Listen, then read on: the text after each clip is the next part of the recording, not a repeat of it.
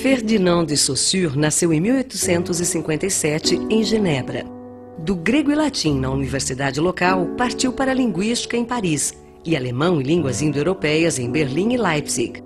Apaixonado por linguagem em uma época onde haviam descoberto semelhanças linguísticas comuns entre o grego, o latim e o sânscrito. Oh, as línguas indo-europeias! Saussure defendeu aos 21 anos a sua dissertação sobre o primitivo sistema das vogais nas línguas indo-europeias e aos 23 a sua tese sobre o uso do caso genitivo em sânscrito na Universidade de Leipzig. Lecionou na Escola Prática de Altos Estudos em Paris e aos 34 anos voltou à Universidade de Genebra para ensinar línguas indo-europeias, gramática comparativa e linguística. Morreu em 1913, aos 56 anos, e com um livro por escrever. Seus discípulos Charles Bailly e Albert Séché reuniram as anotações dos cursos que fizeram com Saussure e publicaram em 1916 o curso de Linguística Geral, obra fundadora da linguística moderna e base do estruturalismo adotado depois por Lévi-Strauss, Lacan, Foucault, entre outros. Semiologia vem do grego semeion, signo, a ciência que estuda os signos. Também chamada semiótica por Charles Peirce, meu colega americano. A linguística é uma parte da semiologia, a que estuda a linguagem humana. Signo funciona como um guardador de lugar de cada ideia dentro da língua. Faz a união do sentido com a imagem acústica. É como uma moeda. De um lado fica o significante, que é a imagem acústica e psíquica da palavra, o corpo da ideia. E do outro fica o significado, a alma da palavra, o conceito. Um não vive sem o outro.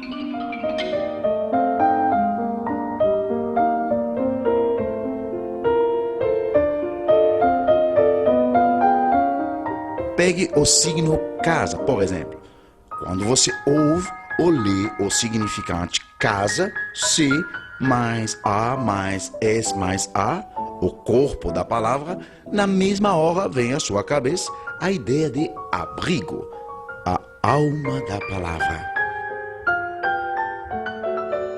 Saussure desenvolveu a sua doutrina em dicotomias, que quer dizer divisão em duas partes. A linguagem é redutível a 5 ou 6 dualidades ou pares de coisas. A primeira dicotomia, significado e significante, é a que acabamos de explicar. Depois, temos a língua e fala. Para Saussure, língua em francês, langue, é diferente de fala, em francês, parole. Língua é social, resultado coletivo do consenso das pessoas sobre seus signos. Fala é individual. A língua é ampla, tesouro depositado pela prática da fala em todos os indivíduos pertencentes à mesma comunidade. Como se todo mundo fizesse um trato tão importante, que, como diz o professor Castelar de Carvalho, da UFRJ, no seu livro Para Compreender Saussure, a sociedade pode abolir qualquer uma das suas instituições, exceto a língua. A língua é exterior ao indivíduo, é um sistema homogêneo de signos que exprimem ideias, como um dicionário gigante. A fala, ao contrário, é multifacetada, heterogênea. Cada pessoa escolhe com que signos vai exprimir as suas ideias. Eu falo, minha casa é azul. Você fala, minha moradia é cor do céu. A língua é a mesma, o significado também. Mas, na fala, cada um escolhe os seus significantes. Diacronia é a pesquisa histórica que investiga como a língua evolui e se modifica externamente no tempo. Por exemplo, como foi que senhorinha virou senhorita. Sincronia é a pesquisa descritiva, foca no interior da língua, em um tempo X, no intuito de descobrir como a língua funciona. Saussure foi muito criticado porque focou na sincronia. Eu queria era entender as relações dos signos uns com os outros, dentro da língua, sincronicamente. Isso é, ao mesmo tempo, e não ao longo do tempo. Ele compara a língua a um jogo de xadrez. No xadrez, o valor de cada peça depende de sua posição no tabuleiro. Na língua também. Cada peça tem seu valor determinado pela oposição aos outros elementos.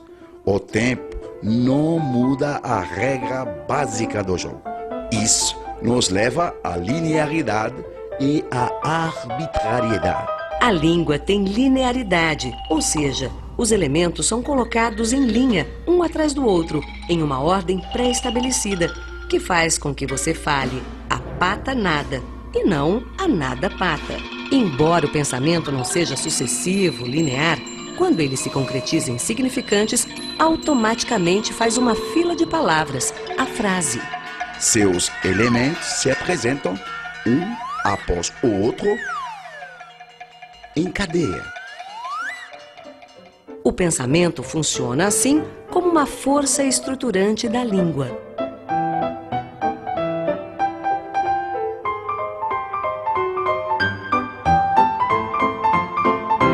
Você se deu conta de que a maioria dos signos é arbitrária? Um cão, por exemplo, poderia muito bem se chamar gato, e o gato, elefante. Alguns signos, quando decorrem de outros, como por exemplo 19, decorrente de 10 mais 9, são motivados. Mas a maioria é imotivada. E finalmente, a quinta dicotomia. O paradigma, como bem diz a palavra, é um modelo gigantesco da língua, onde ficam guardadas todas as relações virtuais possíveis entre os signos, sentadas no banco de reservas da memória. Se eu digo Maria come sorvete, busquei no banco esses 3 signos e fica presumido que eu não busquei outros. Se busquei Maria, deixei lá no banco Vera, por exemplo. O paradigma me ajuda a escolher. O sintagma é a regra que hierarquiza os elementos na cadeia sintagmática, isto é, na frase. Um termo passa a ter valor em razão do seu contraste com o termo que vem antes e com o que vem depois. Por exemplo, a relação sintagmática não permite que eu troque aleatoriamente a ordem interna dos termos dessa frase. Para mavete, coria, messor. Fica incompreensível. A língua serve à comunicação.